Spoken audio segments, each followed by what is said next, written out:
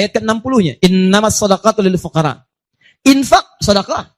Buka Quran surah kedua, ayat 264, paling kiri sebelah bawah. Ya ayyuhalladzina amanu la tubtilu shadaqatikum bil manni wal adha. Jangan kalian batalkan sedekah-sedekah kalian dengan perbuatan yang merusak. Apa contohnya? Kalladzi yunfiqu malahu ria'an nas, seperti orang infak yang riya.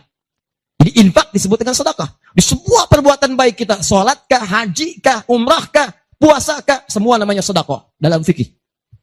Nah, sedekah ini kemudian oleh Nabi dibagi kepada dua bagian. Ya.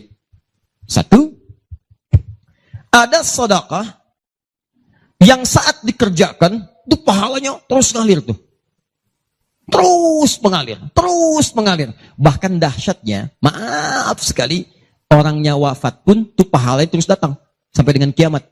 Di sepanjang di muka bumi ini belum kiamat, maka pahala akan terus datang, ngalir. Dalam bahasa Arab sesuatu yang mengalir disebut dengan jariyah.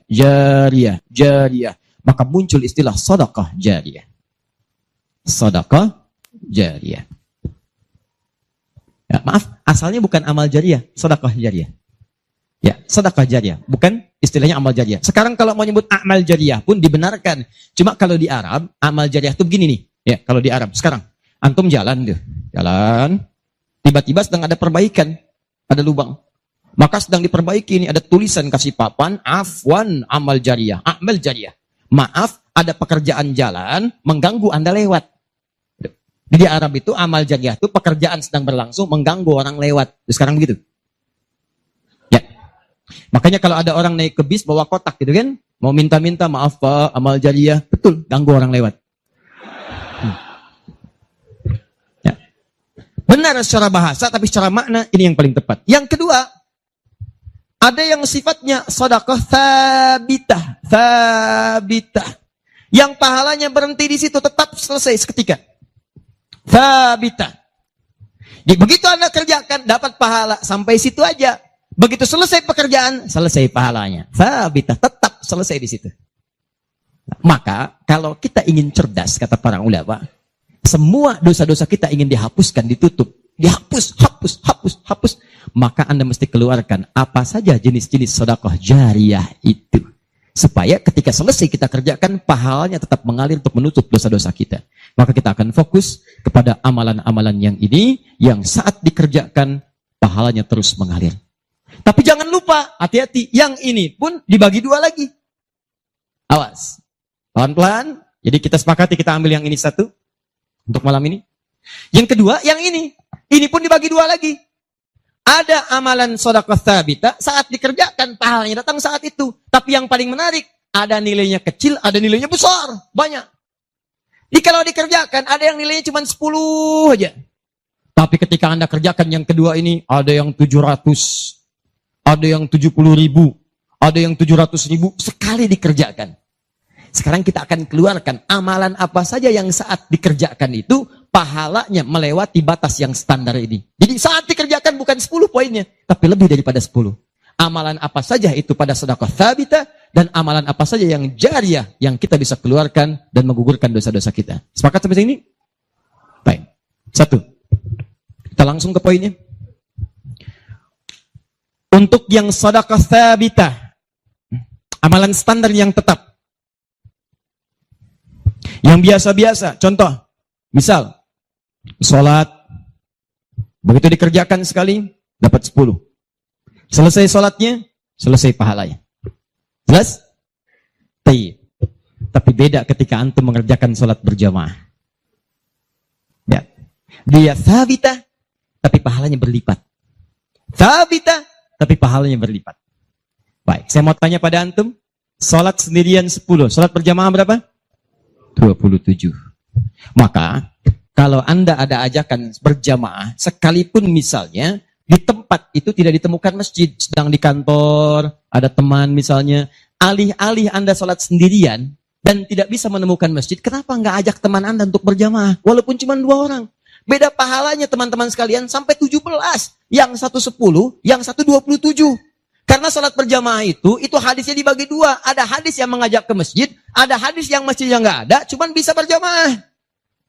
Salatul jamaati afdalu bin salatil fardi bi 27 darajah. Salat berjamaah lebih utama daripada sendirian. 27 jamaah di sana sifatnya umum. Kalau ada di masjid, usahakan ke masjid. Kalau nggak bisa ke masjid karena alasan syar'i, maka yang penting jamaah. Saya suka bingung nih. Ini kan di rumah kamar banyak, tempat luas. Kenapa kok bisa di rumah ada 5 orang? Ini ada istri, ada suami, anaknya 2, asisten rumah tangga 1. Kok bisa ini sholat di kamar yang ini sholat di kamar yang ini sholat di ruangan yang ini? Kenapa di rumah itu nggak kumpul satu tempat berjamaah? Pahalanya 27. Satu kedua, 500 tahun. 2 ketiga, 500 tahun. Jadi kalau antum sedang lupa-lupa tuh, ingat-ingat dosa. Daripada milih sendirian cuma 10, berapa dosanya pada saat itu? Boleh jadi pahala sholat antum 10, tapi dosanya pada hari itu 20. Tuh. Bagaimana cara nutupnya? Maka biasakan naikkan. Jamaah. 1, sholat berjamaah. Karena itu panggilan-panggilan sholat dalam Al-Quran seringkali menggunakan bentuk jamaah. Silahkan cek. Panggilan sholat pertama Al-Baqarah ayat ketiga. Alladzina yu'minuna bil ghaib wa yuqimunas. Yuqimun, tunaikan dengan orang banyak. Bentuk jama'. Mereka tunaikan dengan orang banyak. Kerjakan dengan banyak orang. Makanya kalau bisa berjamaah, kenapa mesti sendirian? Jelas di sini? Kalau antum ke masjid, itu lebih banyak lagi. Tadi sudah saya jelaskan. Datangnya dapat 25. Masuk masjidnya, i'tikafnya, macam-macamnya. Makanya kalau sudah ada panggilan jamaah untuk ke masjid dan antum bisa mengerjakannya, demi Allah saya katakan, jangan tinggalkan. Jangan tinggalkan. 1. 2. Saya sebutkan yang banyak saja supaya agak cepat. 2. Membaca dan menghafalkan Al-Quran. Membaca dan menghafalkan Al-Quran. Amalan kelihatannya sederhana, tapi pahalanya begitu berlimpah. InsyaAllah. Tahan sebentar. Tadi kalau sholat sendirian, berapa pahalanya? 10 sholat. Baca Quran, bukan sekali baca, 1 hurufnya 10. 1 huruf. Dalilnya At-Tirmidzi, nomor hadis 2910. Perhatikan kalimatnya. Man qara'a harfan min kitabillahi falahu 10 hasanat. Siapa yang bisa membaca 1 huruf saja dari kitabullah, dia mendapatkan padanannya 10 kebaikan. Nanti saya tuliskan rumusnya nih. Lihat baik-baik, ini enggak sembarangan dia, ini enggak sembarangan. Siapa yang baca 1 huruf saja dari Al-Quran, dia akan mendapatkan 10 kebaikan setiap hurufnya. Walam aqul alif lam mim harfun. Saya tidak katakan tulisan alif lam mim itu 1 huruf, bukan. Alif lam mim dibaca 1 huruf, bukan. Walakin alifun harfun, lamun harfun, mimun harfun. Tapi setiap alifnya 10, lam 10, mim 10, walikuli harfin 10 hasanat. Dan setiap antum bacakan 1 hurufnya 10 kebaikan, 10 pahala. Jadi kalau saya bacakan alif lam mim, dapat berapa? Belum tentu. Belum tentu. Lihat sini, saya tunjukkan cara bacanya. Sebagian kita mengira itu kecil, tapi menurut Allah itu luar biasa. Perhatikan baik-baik. Lihat sini. Tahan. 1, 2, 3. Baca. Alif lam mim. Baca lagi, Pak. Bagus. Ada lagi yang bisa dengan tajwidnya yang lebih bagus? Siapa lagi? Boleh? Silakan angkat tangan.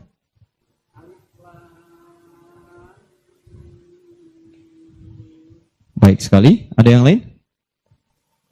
Ya.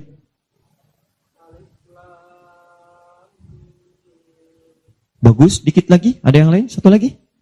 Masya Allah.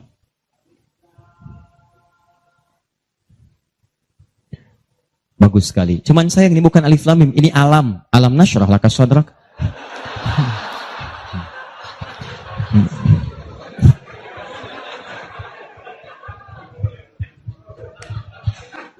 Saya mau katakan, kalau Quran ini seperti tuduhan orientalis dan orang-orang menuduh Quran buatan Nabi Muhammad, padahal dulu tidak ada harakatnya, maka semua kalimat ini yang tertulis begitu akan dibaca sama. Tapi Masya Allah, yang satu alif lam mim, yang satu dibaca alam. Alam nashrah laka sadrak. Alam tara kaifa fa'ala rabbuka bi ashabil fil. Tapi tiga-tiganya memiliki kesamaan dalam bentuk tulisan. Perhatikan baik-baik. 1, 2, 3. Kata Nabi, lihat.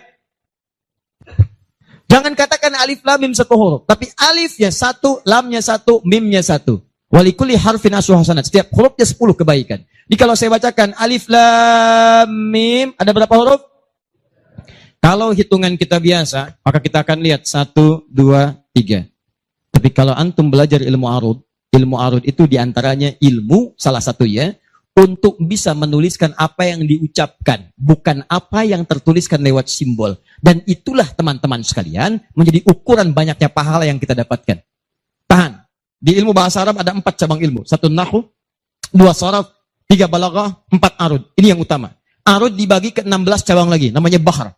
Ada bahar tawil, ada rajaz, ada madid, ya, dan seterusnya. Tawilun lahu dunal bukhuri fadailu, fa'ilun mafa'ilun, fa'ilun mafa'ilu.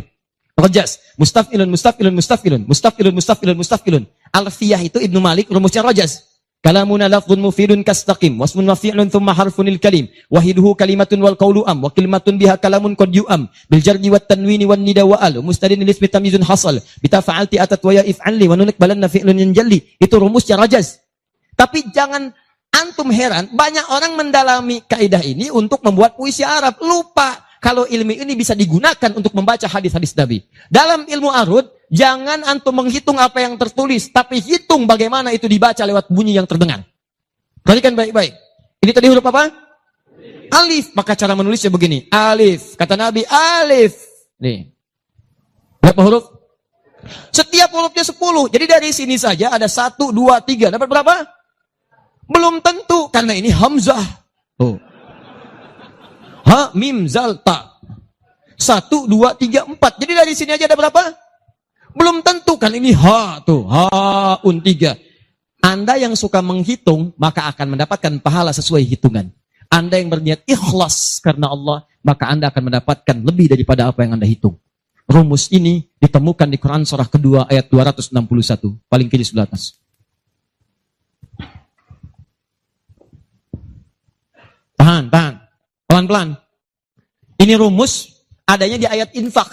Tapi cara menerapkannya di semua kategori cara kita beramal. Orang kalau berinfak tahunya dapat 700. Matsalul ladzina yunfiquna amwalahum fi sabilillah kamatsali habba. Orang yang infak di jalan Allah seperti menanam satu benih. Ambatat sab'a sanabil. Satu tumbuh jadi 7 tangkai. 1 kali 7, 7. Fi kulli sumbulatin mi'atu habba. Setiap tangkainya ada 700, ada 100 benih. Ada 100 buah lagi. 7 kali 100, 700. Ayatnya suka dipotong sampai sini. Kalau Anda infak sekian, kalikan 700. Lupa, ayatnya belum selesai. Wallahu yudha'ifu liman yasha. Dan Allah akan melipat gandakan amalan tanpa batas bagi siapa yang tidak pernah berhitung. Jadi kalau Anda baca Qur'annya hitung-hitungan, ini dosa hari ini berapa nih dikerjakannya? Oh 9, Masya Allah, 9. Cukup 1 huruf aja. Nun. Tutup.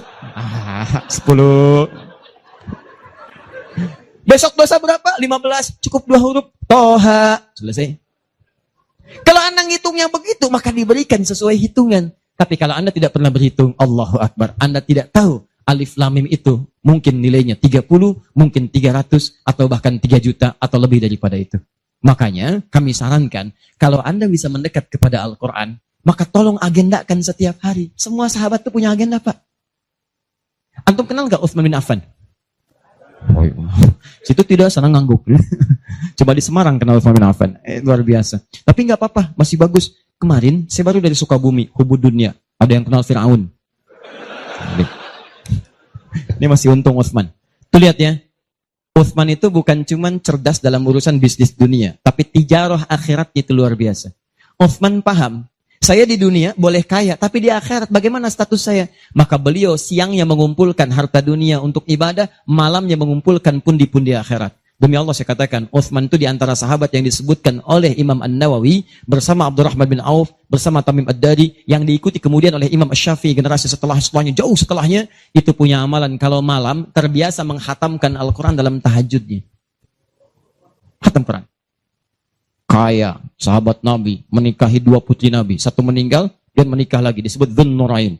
Kayanya luar biasa. Asetnya setelah 15 abad sampai sekarang masih ada. Yang hebat, siang-siang jadi orang kaya, malam-malam jadi hamba yang sangat taat dan kaya akhirat. Coba, bandingkan dengan kita sekarang. Menantu Nabi, bukan. Kaya, gak sekaya Utsman.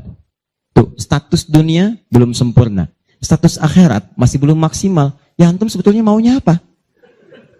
Utsman sholat malam, ngikut Nabi, kaki bengkak. Antum pengen ke surga Firdaus malam, mata bengkak. Ya. Ini. Ayo update. Ustaz, tapi kan saya belum lancar. Tambahkan hadisnya, lipatkan nomor hadis 2920. Awas, lihat kalimatnya, walladzi yatata'ta wa huwa 'alaihi syaq falahu ajran.